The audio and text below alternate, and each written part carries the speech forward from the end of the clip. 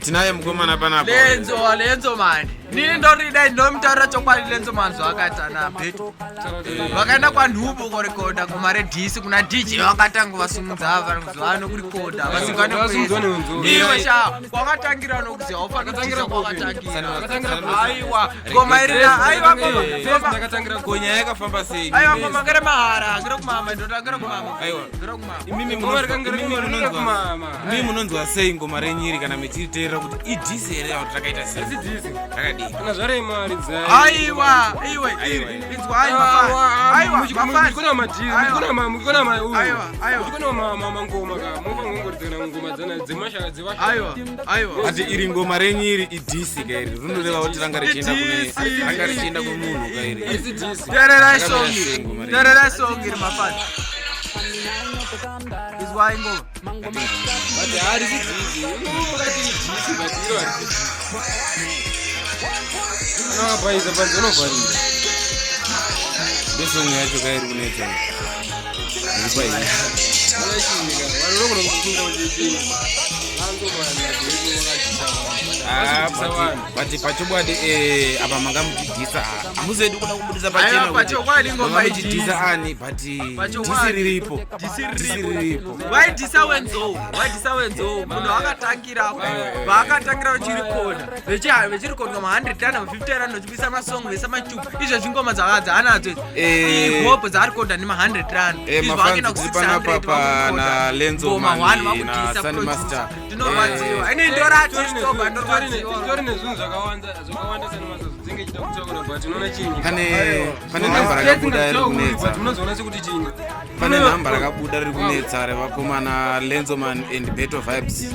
So panapa tina Lenzo tiri kuda kunzwa kuti zvakafamba seiko because vanhu vari kukomplaina vachiti zvakatoita yawo kuona ngoma ratoridzwa because isi tiri ngoma iridza mangoma ichida kusumuka sikutsikirira munhu kusumuka wedhisa munhu here kuti pai ane mhanza hakuna producer nemhanza wedhisa wenzo ngoma parakasvika kumafanzi akatambira ngoma sedhisi mafanzi akatambira ngoma sedhisi because iwo vanenge vakaziva vane level mazwire avo nemabatiro amakaita emimi pachuni zvakandiratidza kuti ranga riri dhisi. So panapa timbonzwa Sunny Master iwe uri kuti dhisi nemhaka iwe uchiti dhisi idhisi cause inini pamakatanga kumenyora song makanyora chiti ndiri kunyora song yedhisi andika tokenodhisa wenzo iwo wachonditaurira wachoti wenzo utamudhisa inonga mabari pokutanga ndakarifila ndochori clear